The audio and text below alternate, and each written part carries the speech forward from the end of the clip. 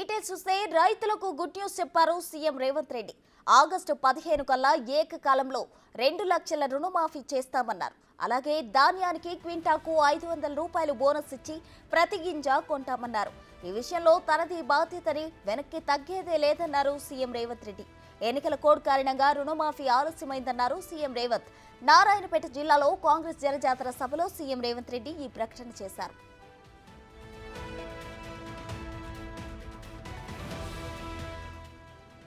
తెలంగాణలోని 69 లక్షల మంది రైతాంగానికి నారాయణగడ్డ మీద నుంచి మాట ఇస్తున్నా. ఏకకాలంలో 2 లక్షల రుణమాఫీ చేసి తీరుతామన్నారు సీఎం రేవంత్ రెడ్డి. 500 రూపాయలకే గ్యాస్ సిలిండర్, మహిళలకు బస్సులో ఉచిత ప్రయాణం అమలు చేసినట్లే రైతులకు ఏకకాలంలో రుణమాఫీ చేస్తామన్నారు సీఎం రేవంత్ రెడ్డి.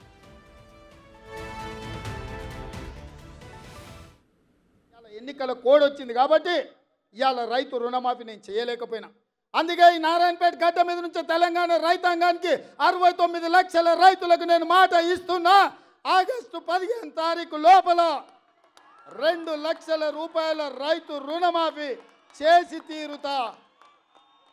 ఎట్లయితే మక్తల్ నారాయణపేట కొడంగల్ ఎత్తిపోతల పథకం పూర్తి చేసినో, ఎట్లయితే ఆర్టీసీ ఉచిత ప్రయాణం ఇచ్చినో, ఎట్లయితే 500 రూపాయలకు సిలిండర్ ఇచ్చినో, అట్లనే 15 ఆగస్టు లోపల 2 లక్షల రూపాయల రైతు రుణమాఫీ చేస్తా. ఏకకాలంలో మొత్తంలో మీకు రుణమాఫీ చేసే బాధ్యత నాది. మీ బిడ్డను నేను. ఇదే కాదు, 500 రూపాయలు బోనస్ అన్నాడు. వచ్చేసారి వండించే వడ్లకు 500 రూపాయలు బోనస్ ఇచ్చి ప్రతి గింజ చివరి గింజ వరకు కొనుగోలు చేసే బాధ్యత నాది. నా తెలంగాణ రైతాంగ సోదరులకు నేను మాట ఇస్తున్న మిత్రులు. సీఎం రేవంత్ రెడ్డి ప్రకటనతో రైతులు హర్షం వ్యక్తం చేస్తున్నారు. ఏకకాలంలో రుణమాఫీ చేస్తామనడంపై అన్నదాతల్లో సంతోషం నెలకొంది. అలాగే క్వింటకు 500 రూపాయలు బోనస్ ఇస్తామనడంపై రైతులు ఆనందం వ్యక్తం చేస్తున్నారు.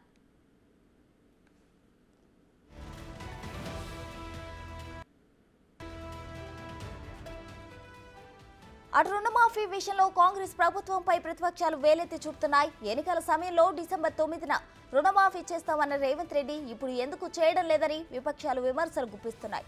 ఈ సమయంలో సీఎం రేవంత్ రెడ్డి ప్రకటన ప్రాధాన్యం సంతరించుకుంది. ప్రతిపక్షాలు డిఫెన్స్ పడినట్లయింది.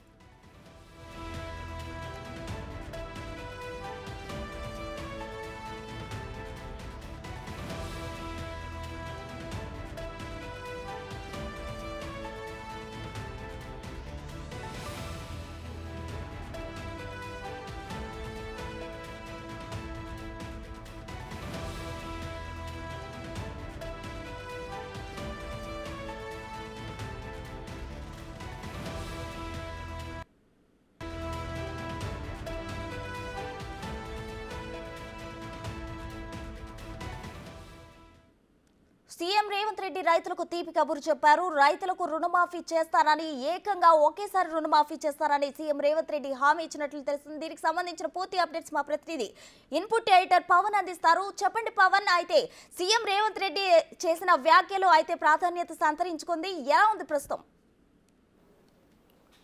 వరంగల్లో అటు ఎన్నికల కన్నా ముందు వరంగల్లో సభ నిర్వహించారు. రాహుల్ గాంధీ ముఖ్య అతిథిగా ఆ సభకు హాజరయ్యారు. రైతు డిక్లరేషన్ పేరుతో ఆ సభ వేదికపై నుంచి అనేక వరాలు కురిపించారు, అనేక హామీలు ఇచ్చారు.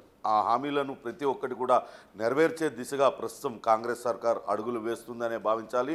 ఎలక్షన్లలో ఏదైతే 6 గ్యారెంటీలను ప్రకటించారో 6 గ్యారెంటీల్లో రైతు రుణ హామీ కూడా ఒక గ్యారెంటీగా ఉంది. అయితే ఇప్పటి వరకు అది అమలు కాలేదు. ఇప్పటికే ప్రతిపక్షాలు పదే విమర్శిస్తూ వస్తున్నాయి. కావాలనే అటు ప్రతిపక్షం పైన రకరకాల విమర్శలు చేస్తున్నారు. కానీ హామీలు నెరవేర్చడంలో కొంత వెనుకంజ వేస్తున్నారు రేవంత్ రెడ్డి అనే వ్యాఖ్యానాలు చేస్తున్నాయి. కానీ నిన్న నారాయణపేటలో జరిగిన జనజాతర సభ వేదికగా అటు తెలంగాణ రాష్ట్ర రైతాంగానికి తీపి కబురు అందించారు రేవంత్ రెడ్డి. ఇప్పుడు ప్రస్తుతం పార్లమెంట్ ఎన్నికలు జరుగుతున్న తరుణంలో ఎలక్షన్ కోడ్ అమల్లో ఉన్న కారణంగానే తాను రైతు రుణమాఫీ చేయలేకపోయాను. కానీ ఆగస్టు 15వ తారీఖు లోపల రాష్ట్రంలో ఉన్న మొత్తం 69 లక్షల మంది రైతులకు ఏకకాలంలో 2 లక్షల రూపాయల రుణమాఫీ చేస్తాం. అట్లనే రైతులకి అటు వరంగల్ డిక్లరేషన్లో ప్రకటించినట్లుగా ఎంఎస్పీకి చట్టబద్ధత కల్పించడంతో పాటు అటు పండించిన ధాన్యానికి క్వింటాకు 500 రూపాయల బోనస్ ఏదైతే ప్రకటించారో ఆ బోనస్ను కూడా ఖచ్చితంగా ఇచ్చి తీరుతాం. ఇప్పటికే రాష్ట్ర వ్యాప్తంగా అనేక చోట్ల ధాన్యం కొనుగోళ్లపైన రకరకాల ఇబ్బందులు ఎదురవుతున్నాయి. కొంతవరకు అధికారుల అత్యుత్సాహం కావచ్చు, కొంతమంది జవాబుదారీతనం లేని అధికారుల ప్రవర్తన వల్ల అక్కడక్కడ రైతులు ఇబ్బందులు పడుతూ ఉన్నారు. దాన్ని ఇప్పటికే సీఎం దృష్టికి వచ్చింది, దానిపైన కొంత తీవ్రంగానే స్పందించారు. నిన్న మరోసారి నారాయణపేట సభ వేదికగా రైతులకు చాలా స్పష్టమైన హామీ ఇచ్చారు. రాబోయే రోజుల్లో ప్రతి గింజ తెలంగాణ రాష్ట్రంలో పండించిన ప్రతి ధాన్యపు గింజను రాష్ట్ర ప్రభుత్వమే కొనుగోలు చేస్తుంది. కొనుగోలు చేయడమే కాకుండా అటు వాళ్ళందరికీ కూడా క్వింటాల్కు 500 రూపాయల బోనస్ను కూడా ఖచ్చితంగా చెల్లించి తీరుతామంటూ చెప్పారు. ఇక గత కొద్ది రోజులుగా పెండింగ్లో ఉండిపోయింది. ఇప్పటికే 6 గ్యారెంటీల్లోని అన్ని గ్యారెంటీలని ఒక్కొక్కటిగా అమలు చేస్తూ వస్తున్నారు. కానీ రైతు రుణమాఫీ అనేది ఇంతవరకు జరగలేదు. దీనిపైన విపక్షాలు కూడా పెద్ద ఎత్తున రాద్ధాంతం చేస్తున్నాయి. 100 రోజులు గడిచిపోయినా రైతు రుణమాఫీ పైన మాట్లాడటం లేదు.